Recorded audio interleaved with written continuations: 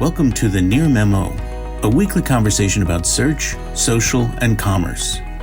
What happened, why it matters, and the implications for local. But anyway, so that was a sort of a lengthy aside. But Mike, why don't you tell us about Google's annoying interstitials? So I've just been struck every morning.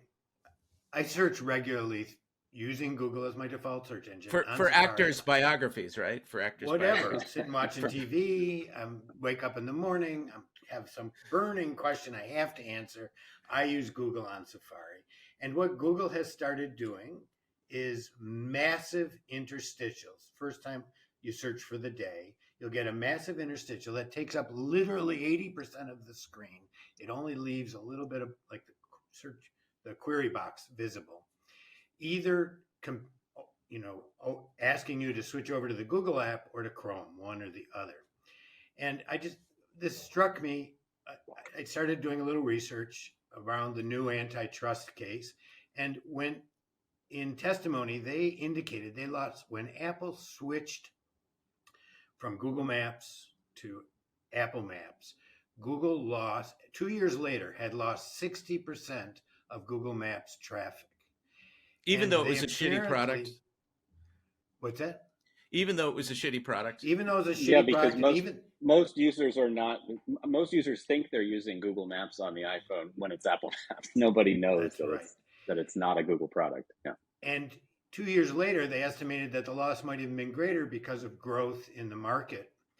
And they apparently used that model in all of their decisions to purchase a preferred search engine on browsers, whether it was Apple Safari or whatever. And these interstitials seem to me to indicate that dire circumstances require dire actions.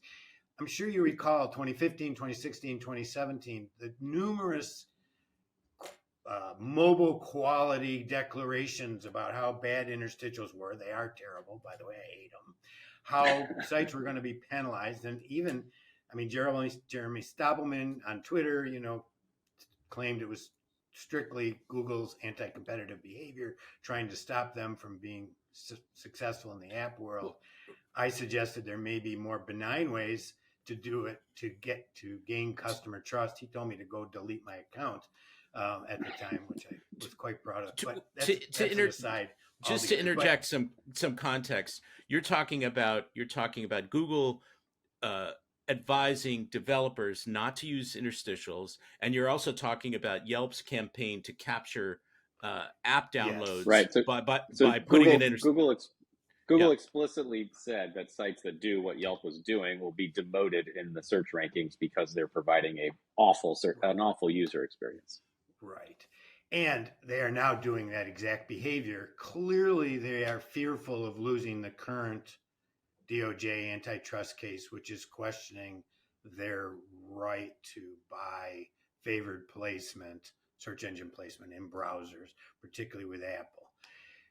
Clearly, they're afraid of that and they're planning for it. Otherwise, they wouldn't be taking such an aggressive stance. The question I have around this is, it appears to me when they do lose that favored status in the search engine, that many plays will be back on the table. Apple perhaps will be back on the table as a search engine or some search alternative. You mean for some alternative partner? For alternative partners, apps might have a resurgence. Non-Google apps might have a resurgence. And I think that it opens up a whole range of possibilities in terms of how we discover information if Google isn't the fault. Now, it may just mean that a user has to choose between Google and Bing and DuckDuckGo when they first turn their phone on, which I guess might not.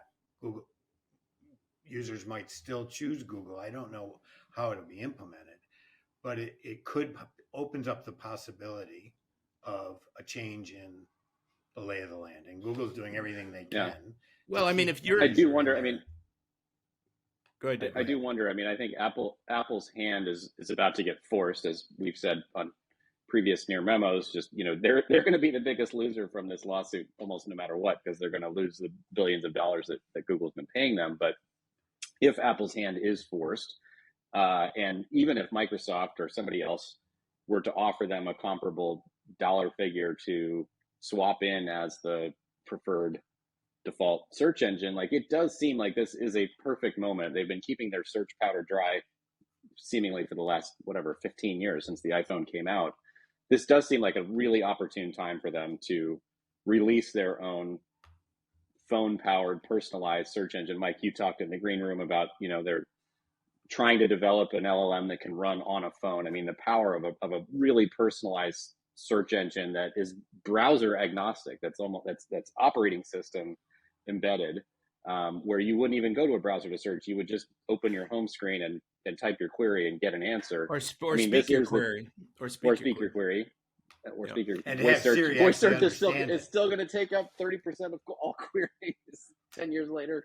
But yeah, I think that now really would be the opportune time for Apple to do that. Again, not necessarily by preference, but with the DOJ saying, okay, well, you're no longer going to get that sort of golden coupon from Google every quarter.